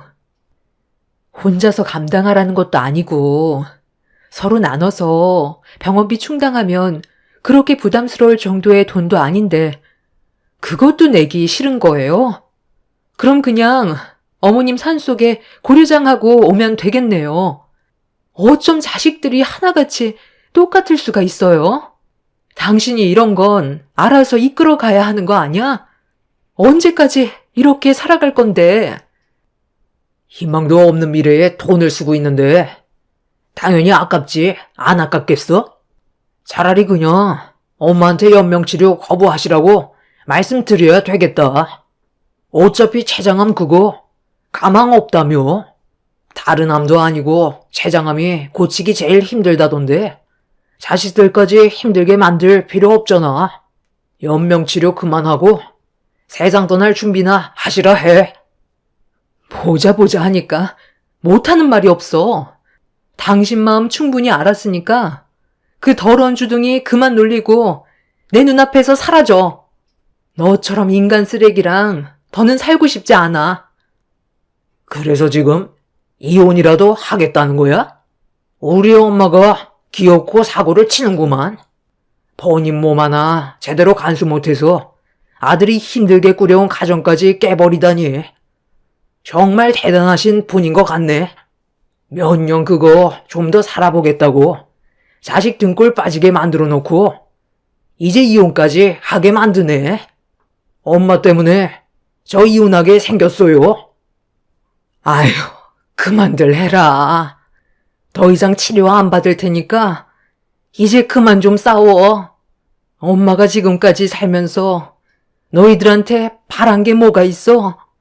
해달라는 거 다 해주면서 너희 아버지랑 악착같이 살아왔었고 행복하게 살아보려고 발버둥 쳤는데 서로 의지하지 않고 싸우는 모습만 보고 있으니 너희들을 괜히 낳은 것 같아 너무 후회스럽다. 엄마는 서로 어려운 상황일수록 지혜롭게 헤쳐나가길 바라고 있었는데 가족들 간의 분열이 일어나는 걸 보니 내가 지금까지 무엇을 위해 힘들게 살아왔나 싶다. 다 필요 없으니까 당장 나가. 다시는 내 앞에 나타나지 마라. 예며느라 미안한데 태원 수족 좀 밟아줘라. 그만 집에 들어가서 쉬고 싶구나. 아니요. 그렇게 할 필요 없어요. 다들 다시는 병원에 찾아오지도 마. 내가 알아서 어머님 보살펴 드릴 테니까 병원에 발도 들이지 말라고. 당신이랑 나는 정말 끝이야. 내 마음 변하지 않을 거니까 내일 당장 이혼 서류에 도장 찍으러 가야 할 거야. 어차피 우리 둘 이런 감정으로 어머님 세상 떠나시면 같이 못 살아. 그건 당신이 더 잘 알지 않아? 지금 우리는 아무 사이도 아니야. 당신의 그 이기적인 행동이 가정의 불화를 만든 건데 왜 어머님 탓으로 돌려? 아가씨들도 정말 그러는 거 아니에요. 지금 뭐 하자는 거예요? 피 한 방울 안 섞였으면서 친딸 노릇 하려고요? 우리 엄마한테 뭐 바라는 거라도 있어요? 어차피 가지고 있는 거 저희가 탈탈 털어갔기 때문에 몸뚱이 하나 남았는데 무슨 이익이 있다고 이혼까지 하면서 엄마 옆에 있으려 하는지 모르겠네. 혹시 우리가 모르는 무언가가 있는 거 아니에요? 더는 듣고 싶지 않아 남편과 두 신우를 밖으로 쫓아내 버렸어요. 삼남매는 오히려 잘 됐다면서 짐 하나 덜었다고 다시는 병원에 오지 않을 테니 어떤 일이 있어도 연락하지 말라면서 조금의 미련도 없이 고개를 돌려 버렸습니다. 남편도 저와 함께 살고 싶지 않다며 다음날 무조건 이혼하러 가자는 말에 그렇게 하기로 했어요. 남편과 살 바엔 차라리 시모 옆에서 남은 시간 보내고 혼자 아이들 키우며 사는 게 제일 속편해 보였습니다. 시모는 이혼만큼은 안 했으면 좋겠다고 했지만 이미 사람이 아닌 쓰레기와 더는 함께 살고 싶지 않았어요. 그래서 결국 다음날 서로 만나 이혼 서류에 도장을 찍었고 저는 속 편하게 시모 옆에서 간병을 해드렸어요. 남편과 합의 이혼하면서 생긴 위자료와 재산 분할한 돈으로 시모의 병원비를 충당했고 하루하루 의미 있는 일을 하면서 열심히 살아갔어요. 시모는 그런 저를 보며 마음 아파하셨지만 제가 선택한 길이고 남편과 함께 살다간 화병 걸려 시모보다 더 빨리 세상을 떠나게 될 것 같아 최선의 선택을 하게 된 거였습니다. 정말 충격이었던 건 삼남매는 한바탕 난리가 난 이후 2번 다시 병원에 찾아오지 않았어요. 그래도 낳아주신 엄마인데 건강 상태는 어떠신지 저 몰래 얼굴 정도는 보러 와줄 줄 알았는데 그건 제 착각이었고 거의 2년 가까이 시모 옆을 지켜드린 건 저밖에 없었습니다. 시모는 저와 함께 있으면서 정말 많은 대화를 주고받으며 매일을 즐겁게 보내셨어요. 얼굴엔 항상 미소가 끊이지 않을 정도로 저와 함께 있는 시간을 행복해 하셨는데 치료를 받아도 시모의 건강이 좋아지기는커녕 계속 안 좋은 방향으로 흘러갔어요. 그렇게 의사가 말한 최대 2년이라는 시간을 꽉 채우게 된 시모는 급격하게 건강이 안 좋아지셨어요. 의사는 시모의 몸 상태를 확인하고 며칠 못 버티실 거라는 진단을 하셨습니다. 그리고 시모의 임종이 얼마 남지 않았다는 말을 들었을 때 저희 부모님이 세상을 떠나셨던 기억이 떠올라 너무 마음이 안 좋았고 그때부터 시모 곁에서 계속 간병해 드렸습니다. 시간이 갈수록 맥박과 혈압은 떨어졌다 올랐다를 반복했고 이런 상황들이 두려운 나머지 남편한테 전화를 걸었습니다. 이혼하고 단 한 번도 찾아오지 않았던 남편한테 처음으로 전화를 했었죠. 남편은 시모가 떠날 것 같다는 말에 알겠다면서 전화를 끊었고 저는 시모의 손을 잡으면서 좀 더 버텨보라며 아직 할 말이 많다고 이대로 떠나지 말아달라고 숨만 헐떡거리는 시모를 보며 눈물을 흘렸어요. 옆에 있던 간호사분은 저를 딸로 착각할 정도로 시모가 저와 함께 있고 싶어 하는 것 같다면서 잘 버티고 있으니 희망을 놓지 말라며 계속 말을 걸어달라고 했어요. 그동안 저를 딸처럼 대해주신 시모와 행복했었던 기억을 최대한 떠올려 쉬지 않고 시모에게 말을 붙였습니다. 시모는 그런 저에게 대답이라도 해주는 듯 손가락을 움찔거리며 반응을 해주셨는데 그것도 얼마 지나지 않아 아무 반응도 없으셨습니다. 나중엔 숨만 헐떡거리시며 괴로워하시는 모습을 보이셨는데 그 모습을 보고 있던 저는 울면서 떠나지 말아달라고 애원했어요. 시모의 눈에서는 눈물이 흘렀고 맥박이 급격하게 떨어지더니 시모는 거친 숨을 내쉬면서 몸이 조금씩 떨려오기 시작했어요. 결국 힘들게 참아왔던 눈물이 터져버리면서 오열을 하자 옆에 있던 간호사가 마지막인 것 같다며 좋은 말만 해주라고 하길래 그동안 제가 속으로만 생각했지 겉으론 표현하지 않았던 진실한 마음을 시모에게 전부 털어놓게 되었습니다. 어머님, 그동안 정말 감사했어요. 저를 딸처럼 대해주시고 항상 제 옆에서 좋은 말 많이 해주셔서 저희 부모님이 떠나셨을 때 정말 많은 도움이 됐었어요. 그간 부끄러워서 제 마음속에 있던 말들을 꺼내지 못했지만 어머님이 항상 제 곁에 있어 주셔서 너무 행복했어요. 이제 제 걱정 마시고 편하게 쉬세요. 시모는 저를 놓고 떠나시는 게 끝까지 마음에 걸리셨는지 세상을 떠나셨는데도 눈을 감지 못하셨어요. 눈을 뜨신 채로 눈물을 흘림과 동시에 맥박이 끊어지게 되었고 그날 저는 한참 동안 시모를 끌어안은 채 오열을 하게 되었습니다.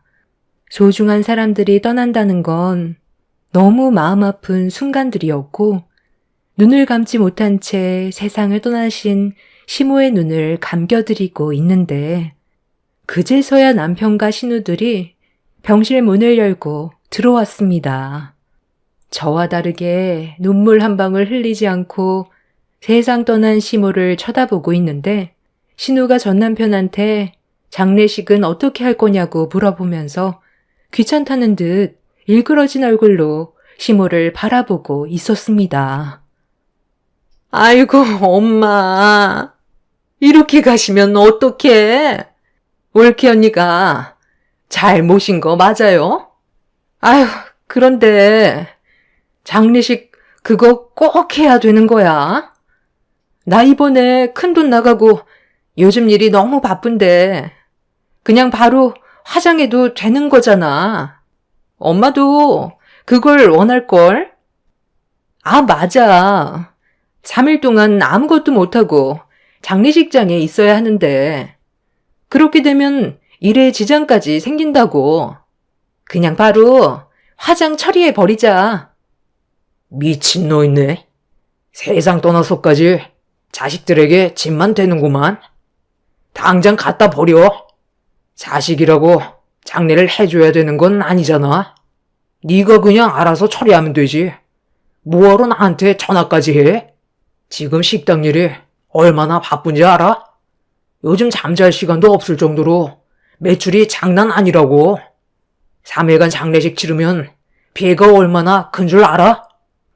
우리 어머니가 세상 떠나기 전에 뭐 남긴 거라도 있었어? 있으면 줘봐. 나 몰래 돈이라도 꽁쳐놓은 게 있었어? 아, 너한테 무슨 말은 했을 거 아니야? 넌 끝까지 돈이야? 너를 낳아주신 분이 세상을 떠났는데 돈 말곤 할 말이 없니? 어떻게 갖다 버리라는 말을 할 수가 있어? 네가 사람이니? 어머님이 남겨주신 거 이거 하나뿐이야. 아버님이 어머님한테 선물로 주신 신발이라며 어머님이 살아계셨을 때 산을 좋아하셔서 해주신 거라던데 한 번도 신지 않고 간직만 하셨는데 이것 말곤 남아있는 건 아무것도 없어.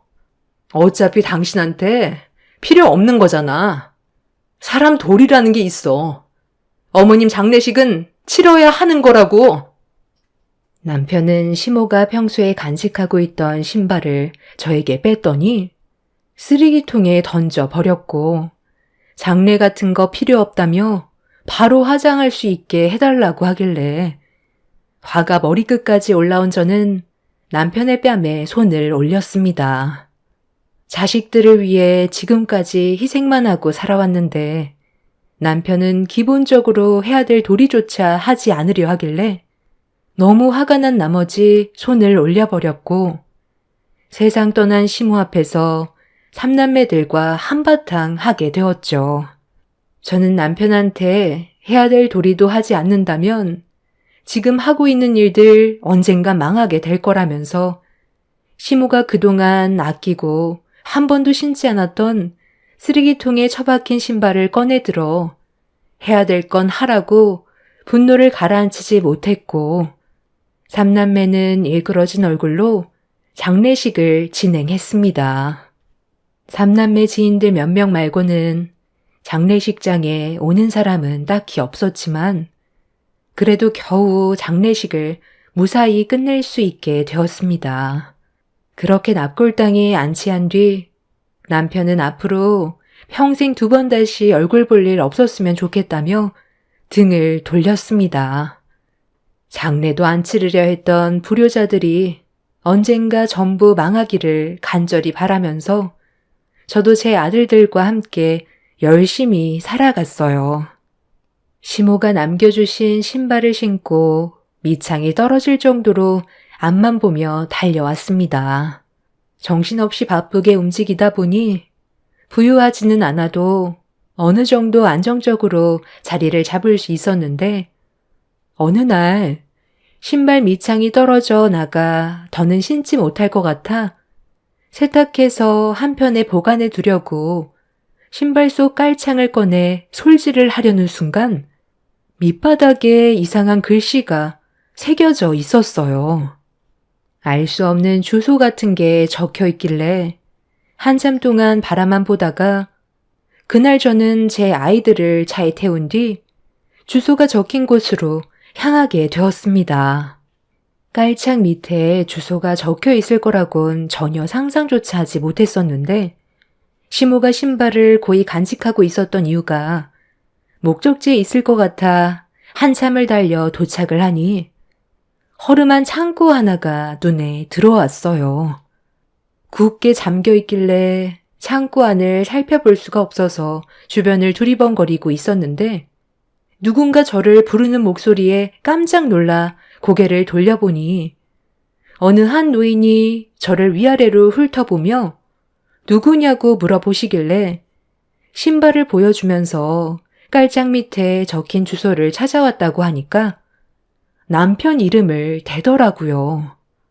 그리고 저는 그동안 전혀 알지 못했던 충격적인 말을 들을 수 있게 되었고 노인은 저에게 창고 열쇠를 건네 주었습니다. 내 친구가 하도 부탁을 해서 창고를 임대해 줬는데 이 열쇠를 가지고 있다가 나중에 신발을 가지고 찾아온 자식들 중 한 명한테 열쇠를 주면 된다고 하더라고. 그런데 자식이 아닌 며느리가 올 줄 상상도 못했네. 내 친구놈이 그 신발을 재수 씨한테 선물해 준 거였거든. 그때 우리 집에 잠깐 놀러 왔었을 때 신고 있었던 거였는데 자식들이 돈 문제로 서로 상당히 예민하게 구니까 재산을 현금화해서 숨겨놓을 생각을 했던 것 같아. 노력하지 않고 얻은 재산은 분명 흥청망청 쓰게 되어 있다면서 나한테 창고를 빌려달라고 해서 알겠다고 했지. 나야 산 사람이라 돈에는 전혀 욕심이 없고 내 둘도 없는 친구의 부탁인데 어쩌겠어. 그때 아마 내 친구의 몸 상태가 별로 안 좋았었을걸. 그런데 친구놈이 재수 씨한테 선물해준 신발을 많이 보더니 잠깐만 벗어보라고 하더라고. 그리고 깔짝 밑에 우리 집 주소를 적는 거야. 나중에 재수 씨가 신발을 자식들한테 내밀었을 때 가져가 밑창 떨어지게 열심히 뛰어 일한 한 명은 신발을 세탁하기 위해 깔창을 빼게 될 테고 그렇게 되면 적혀있던 주소를 확인하게 되니 그 재산을 노력한 사람만 가지게 되는 걸로 계획을 하게 된 것 같아. 그런데 내가 3명의 자식들의 얼굴을 알고 있어서 그 중에 한 명이 올 줄 알았는데 며느리가 오게 될 거라곤 상상도 못했네. 어찌됐든 이 열쇠 받고 안에 있는 물건 가지고 가면 될 거요. 그럼 재수씨 자식들은 그 신발을 받지 않았다는 거야? 어떻게 된 영문인진 모르겠지만 그쪽이 열심히 두 발로 뛰고 살아온 결과에 대한 보상이니 받는 건 당연한 거요. 저는 생각지도 못한 말을 듣게 되었고 시모가 왜 신발을 악착같이 가지고 있었는지 그제서야 이해를 할 수가 있었습니다. 시모는 3명의 자식들에게 남겨져 있던 재산을 주고 싶지 않았던 거였고 세상 떠나기 직전 저에게 신발을 주시면서 아끼지 말고 신으라며 열심히 뛰면서 살다 보면 좋은 날이 올 거라고 했던 말이 머릿속으로 스쳐 지나가게 되었죠. 그렇게 창고 문을 열게 되니 그곳엔 가방 하나가 눈에 보였고 안에 있던 내용물을 확인한 순간 입을 다물지 못했습니다. 그 안에는 5만 원짜리 지폐가 묶음으로 가득 채워져 있었어요. 상상을 초월한 일이 펼쳐지게 되었고 무거운 가방을 들어 창고로 나왔는데 아버님 친구분은 이미 다른 곳으로 가셨는지 더는 보이지 않았습니다. 저는 그날 그 가방을 가지고 집으로 돌아와 어떻게 해야 할지 몰라 고민을 할 수밖에 없었어요. 너무 큰 돈이라 감당이 안 될 정도였죠. 한 묶음당 500만 원이었는데 총 100개가 들어 있었습니다. 5억의 돈이 들어오게 될 거라곤 전혀 예상하지 못했던 터라 고민이 많았었는데 얼마 뒤 남편과 신우들이 저희 집으로 찾아왔어요. 가진 것도 없었던 저에게 찾아온 이유는 돈을 빌리기 위해 온 거였죠. 전 남편이 식당이 대박이 나게 되자 신우들도 하던 일 전부 그만두고 전 남편의 도움을 받아 무리하게 식당을 차리게 되었는데 몇 년간 전염병 문제로 인해 식당이 막대한 피해를 받게 되었고 폐업까지 하게 되면서 막대한 빚과 길거리에 나앉게 될 상황이 오게 되자 지푸라기라도 잡는 심정으로 저에게 찾아온 거였습니다. 저에게 5억이라는 돈이 들어온 상태라 떨리는 목소리로 빌려줄 돈은 없다고 다시는 찾아오지 말라며 쫓아보냈지만 거짓말을 하지 못하는 저로선 또다시 찾아오게 되면 어떻게 해야 할지 모르겠더라고요. 그래서 현재 이사를 준비 중에 있습니다. 시부모님이 남겨두신 재산, 불효자인 그놈들에게 주고 싶지 않아요. 그런데 나중에 이 사실을 알게 된다면 법적으로 문제가 생길 것 같아 가방에 고이 모셔두기만 했지 아직까지 꺼내지 않고 있습니다. 제 돈이 아니라서 더 그런 것 같아요. 차라리 사회에 기부하는 게 속 편할까요? 시모가 저에게 신발을 줬을 때 이 재산을 저에게 준 거나 다름없지만 시모의 자식들이 이 사실을 알게 된다면 분명 법적으로 소송을 걸겠죠. 깔창 밑에 적혀있던 주소는 저만 알고 있기 때문에 그놈들이 알 수는 없겠지만 불안한 건 어쩔 수 없는 것 같습니다. 이런 상황 속에 제가 어떻게 하면 좋을지 모르겠어요. 시모가 주신 재산이니 그냥 속 편하게 제 아들들과 앞으로의 미래를 위해 쓰면 되는 건가요? 여러분들의 의견이 필요할 것 같아요. 앞으로 조용히 살면 되겠지만 마음이 편하지 않아서 많이 불편합니다. 제 삶에 도움이 되는 돈이 들어왔는데 기분이 좋은 건 아니네요. 여러분들의 의견을 적극 반영해서 앞으로의 삶에 계획을 세우는 게 좋을 것 같아 이렇게 사연을 신청하게 되었습니다. 그놈들에게 돈이 들어가는 건 절대 원하지 않아요. 제 사연 들어주신 분들의 삶에도 언제나 좋은 일만 가득하셨으면 좋겠어요. 열심히 살다 보면 그에 따른 보상이 뒤따르는 건 당연한 것 같습니다. 오늘따라 돌아가신 시모가 많이 그립네요. 모든 분들 장마철 건강 유의하세요. 감사합니다.